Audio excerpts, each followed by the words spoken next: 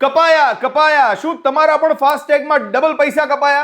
અરે ભાઈ, હું તો ઘરે બેઠો તો હાઈવે પણ નતો ગયો, તેમ છતાં પણ મારા ફાસ્ટેગના પૈસા કપાઈ ગયા. તો આ કપાઈ ગયેલા અને જતા રહેલા પૈસા પાછા લાવવાના કેમના, એ જ છે આજના વિડીયોનો ટોપિક અને ડિટેલમાં ચર્ચાનો વિષય.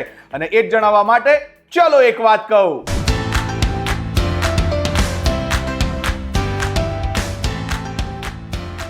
હેલો નમસ્કાર, આવી ગયો છું ફરી એકવાર. મારું નામ છે રોકી. લઈને આજની એક વાત. ભાઈ, ખોટી રીતે જો ફાસ્ટેગમાં પૈસા કપાયા હોય તો એ કઈ ટ્રીક છે કે જેના લીધે તમે તમારા પૈસા પાછા મેળવી શકો છો, અને કયા કયા એક્શન તમારે લેવા જોઈએ કે જેથી કરીને તંત્રને પણ 1 લાખ રૂપિયાનો દંડ થઈ શકે. કારણ કે આ પ્રકારના કિસ્સાઓ ભારતમાં આજકાલ બહુ જ નોર્મલ થઈ ગયા છે. તો સૌથી પહેલા કેમ ફાસ્ટેગમાં ખોટી રીતે પૈસા કપાય છે એના કારણો જાણીએ. Reason number 1, technical glitch. ઘણી વખત ટેકનિકલ ખામી અથવા તો નેટવર્કના ઇશ્યુને કારણે જો તમારી કાર ટોલ પ્લાઝા પરથી પસાર થાય છે તો ફાસ્ટેગમાંથી એકવાર નહીં પણ 2 વાર પૈસા પણ કપાઈ શકે છે, અને આવા કેસીસ બહુ માત્રામાં બન્યા પણ છે. Reason number 2, wrong location. ઘણી વખત સ્કેનરમાં ખામી આવવાને કારણે અથવા તો લોકેશન ઇશ્યુઝ થવાને કારણે ભલે તમારી ગાડી તમારા ઘરના પાર્કિંગમાં બહાર પડી હોય તેમ છતાં પણ ટોલ પ્લાઝા પરથી પસાર થઈ હોય એમ ફાસ્ટેગમાંથી પૈસા કપાઈ જાય છે.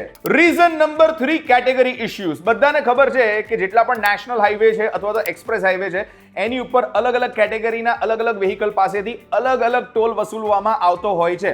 હવે જ્યારે કાર લઈને તમે તમારા ફેમિલી સાથે હાઈવે ઉપર ટ્રાવેલ કરી રહ્યા છો અને ટોલ પ્લાઝા પરથી ફાસ્ટેગના જ્યારે પૈસા કપાવવાનો ટાઈમ આવે છે ત્યારે કેટેગરી ઇશ્યુઝ થવાને કારણે હેવી ડ્યુટી વ્હીકલના ચાર્જીસ તમારા ફાસ્ટેગમાંથી કપાઈ જતા હોય છે. હવે એક વખત પૈસા તો જતા રહ્યા તો પછી એને પાછા મેળવવાના રસ્તાઓ કયા કયા? હવે જો ફાસ્ટેગમાંથી ખોટી રીતે પૈસા કપાઈ ગયા છે તો તમારે તમારી હાઈવેની જર્નીને રોકવાની બિલકુલ જરૂર નથી. તમે તમારી જર્ની કન્ટિન્યુ કરીને એને ટાઈમ ટુ ટાઈમ પૂરી કરો, પણ સાથે સાથે અમુક કામો તમારે તાત્કાલિક ધોરણે કરવા જોઈએ કે જેથી કરીને તમારા પૈસા સમય રહેતા ફાસ્ટેગના બેલેન્સમાં પાછા આવી જાય.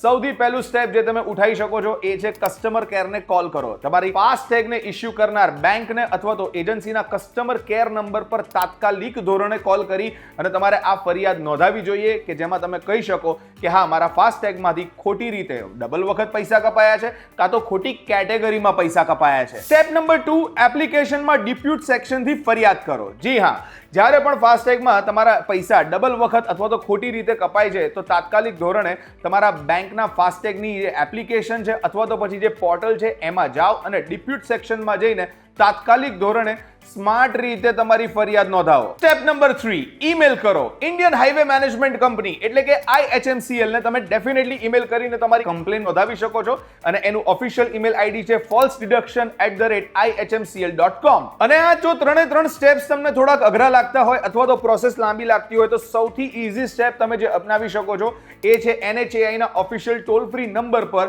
કોલ કરી શકો છો. જી હા, નેશનલ હાઈવે ઓથોરિટી ઓફ ઇન્ડિયાનો જે ઓફિશિયલ ટોલ ફ્રી નંબર છે 1033, એની પર પણ તમે કોલ કરીને તમારા ફાસ્ટેગમાંથી ખોટી રીતે પૈસા કપાયા છે એની કમ્પ્લેન નોંધાવી શકો છો. પણ એની પહેલા તમારે CID બનવું બહુ જરૂરી છે, અને જેટલા પણ પુરાવાઓ છે, પ્રૂફ્સ છે, એ આપવું પણ જરૂરી છે કે જેથી કરીને ખોટી રીતે જે પૈસા કપાયા છે ફાસ્ટેગમાંથી એને પાછા મેળવવાની જે પ્રોસેસ છે એ ઈઝી અને ફાસ્ટ બની શકે. સો કયા કયા પ્રૂફ્સ તમારે આપવાના રહેશે? Number 1, date and time. Number 2, toll પ્લાઝાનું લોકેશન. નંબર 3, કપાયેલી તમારી amount. Number 4, vehicle number. Number 5, FASTag number. Number 6, transaction ID. And last but not the least, number 7, તમારી બેંક સ્ટેટમેન્ટનો સ્ક્રીનશોટ. પણ બોસ, જેટલી આસાનીથી તમે આ વાત કરી રહ્યા છે અથવા તો જેટલી આસાનીથી ટોલ પ્લાઝા ઉપર ખોટી રીતે ફાસ્ટેગમાંથી પૈસા કપાઈ જતા હોય છે એટલી આસાનીથી એ પૈસા તમારા ને મારા ખાતામાં પાછા આવતા નથી. ઘણી વખત તો એવું બી બને છે કે જે બેંક દ્વારા ફાસ્ટેગ ઇશ્યુ કરવામાં આવ્યો હોય છે એ લોકો પણ 3-3, 4-4 દિવસ સુધી તમને ને મને રિપ્લાય કરતા નથી. આવું મારું કહેવું નથી. ભૂતકાળમાં જે લોકોને કડવા અનુભવો રહ્યા છે અથવા તો ખોટી રીતે જેમના ફાસ્ટેગમાંથી પૈસા કપાયા છે, કમ્પ્લેન કર્યા પછી પણ મોડું થયું છે, એ લોકોની કમ્પ્લેન છે. તો આવા કેસીસની અંદર શું કરવું જોઈએ? નિયમ પ્રમાણે તો તમારી કમ્પ્લેન કર્યા બાદ 3 થી 7 વર્કિંગ ડેઝની અંદર તમારા ખાતામાં એ પૈસા પાછા આવી જવા જોઈએ. પણ જો નથી આવતા તો ડેફિનેટલી જેવી રીતે મેં આગળ કીધું એવી રીતે ઇન્ડિયન હાઈવે મેનેજમેન્ટ કંપની એટલે કે IHMCL ના ઈમેલ આઈડી ઉપર ઈમેલ પર